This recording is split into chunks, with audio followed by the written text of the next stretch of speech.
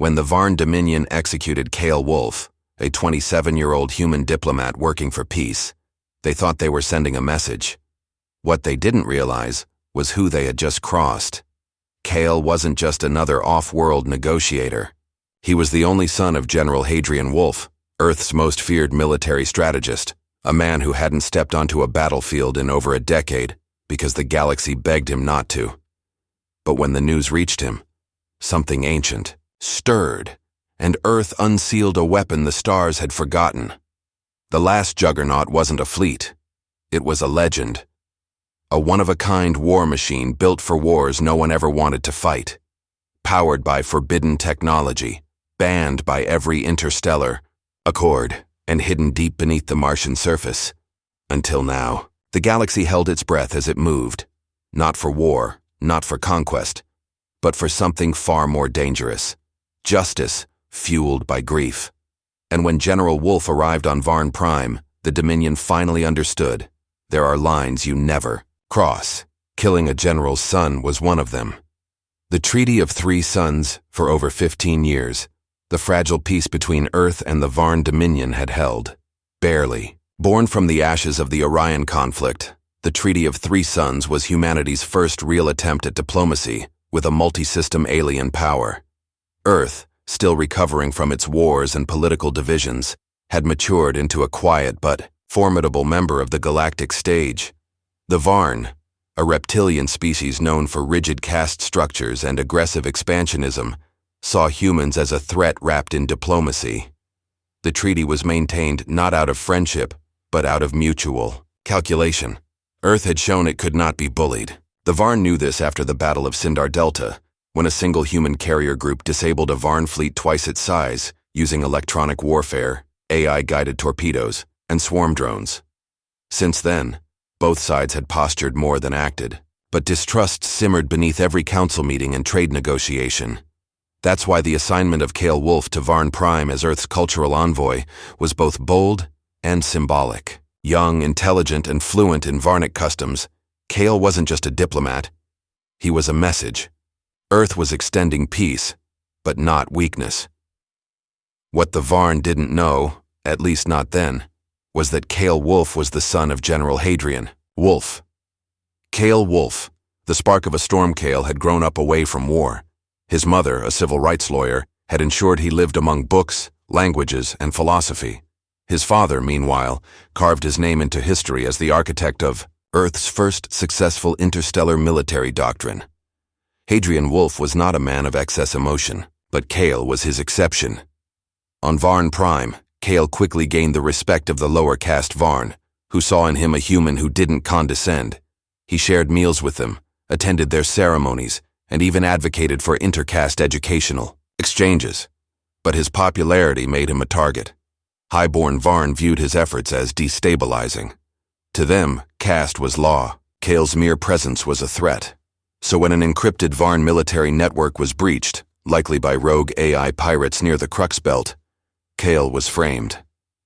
The Dominion's High Council claimed he had used his diplomatic credentials to access classified systems.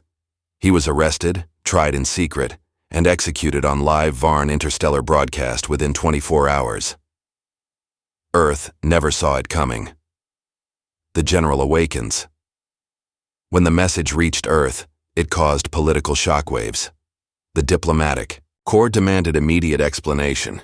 The United Interstellar Assembly condemned the execution, but General Wolf said nothing, at first. For 3 days, Hadrian stayed silent, locked inside his private estate outside New Kyoto on Mars. Then, without alerting the media or civilian channels, he submitted a single encrypted transmission to Earth's War Council. This act will not go unanswered. Authorization requested. Protocol Titanfall. Protocol Titanfall had not been used in over 40 years. It was a final option measure, created during the darkest days of Earth's military past. Its activation would allow access to Earth's last juggernaut, JX-47, codenamed Black Star. Only one individual held the command clearance and neural link to pilot it, General Wolf. The council hesitated. Some pleaded for restraint. Others warned of a full-scale war. But Earth's tops, military AI Solsentience, ran millions of scenarios, In 92.4% of them, restraint led to more human deaths. In 99.8% it led to Varn escalation. The council voted 9-2 in favor. Titanfall was greenlit. Juggernaut, JX-47. Black Star, deep beneath Olympus Mons, hidden under layers of volcanic rock and AI scrambling fields, JX-47 came alive. It wasn't just a ship. It was a relic of fear and innovation, Earth's final deterrent against extinction. Stretching 2.1 miles long, Black Star was powered by a zero-point singularity reactor encased in quantum shielding. Its hull was laced with adaptive alloys harvested from neutron star remnants. The onboard AI, Argus, had the cognitive mapping power of 40,000 human minds and operated on ethics protocols developed by philosophers, not engineers. But more terrifying than its weapons, planetary disruptor beams, void torpedoes, drone matrices, was its purpose. It was not designed to conquer. It was designed to end wars, permanently. General Wolf walked into the core chamber, placed his palm on the neural sync pad, and said only one word: engage. Arrival at Varn Prime. Varn Military Intelligence picked up the Juggernaut just as it exited slipstream near their outer moons. At first, they believed it was a rogue asteroid. Then they realized it was broadcasting a simple Earth code. Article 9, Justice Action. Panic spread across the Dominion. The Varn High Command scrambled fleets, activated planetary defenses, and even evacuated their royal bloodline to nearby systems. But none of it mattered. Black Star reached orbit in less than 14 minutes. In another 6, it had neutralized Varn's space defense grid using electromagnetic pulse webs and non-lethal neutron emitters. Wolf made sure not a single civilian died. Then he spoke directly to the Varn, using all public frequencies. You killed a diplomat. You lied about his guilt. You humiliated peace. You executed my son. I am here to restore balance, not with war, but with proof and consequence. Then he released the data, encrypted Varn military logs, messages between High Council members planning Kale's framing, testimonies from Varn civilians who witnessed Kale's arrest. The truth wasn't just undeniable, it was catastrophic. Kneel or collapse.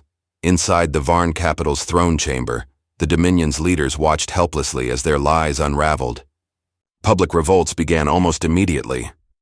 Low-caste Varn, once oppressed, now rallied behind Kale Wolf's legacy. But General Wolf wasn't done. He launched precision strikes, not on cities, but on the private bunkers, financial nodes, and shipyards of the High Council. Each was left intact but entirely disabled. Argus ensured 0 casualties. The message was clear: no one is above justice. Then Wolf sent a message to the Varn Grand Ruler. I demand no tribute, no surrender, only that you confess your crimes, or your civilization crumbles under its own lies. The Varn ruler, Emperor Kalazrek IX, stood before his people 12 hours later. With millions watching, he confessed to the execution conspiracy. He stripped his own titles and ordered the High Council dissolved. He knelt. The returned Black Star stayed in orbit for another 3 days, silent, watching. When the new Varn provisional government was in place and war crime trials scheduled, Wolf finally gave the command: disengage.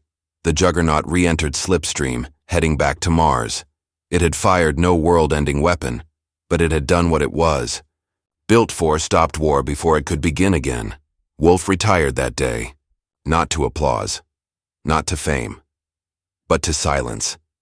He visited his son's memorial at Earth's interstellar peace garden. Just a simple stone, marked with one phrase.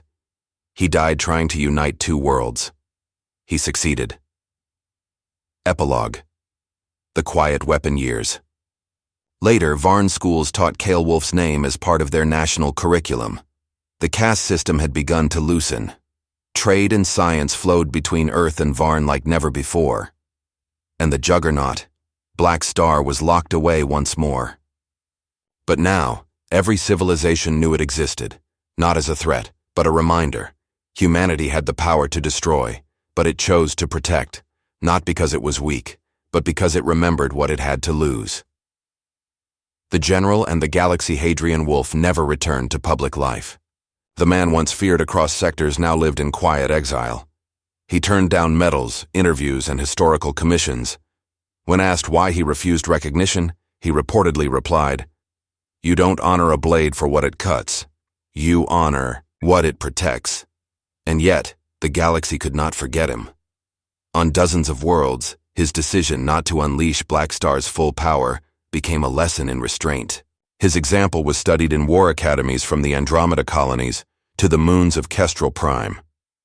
Even the United Interstellar Assembly, once divided over Earth's growing influence, unanimously passed Wolf Doctrine, a resolution mandating transparent diplomatic trials monitored by neutral AI observers. Kale's death had not only reformed the Varn, it redefined justice in the stars. But while peace blossomed, rumors persisted. Shadows in the slipstream. 3 years after the Black Star incident, deep space sensors along the Perseus frontier detected something strange: gravitational anomalies moving in formation, faint but deliberate. The signatures didn't match any known propulsion system, human, Varn, or otherwise.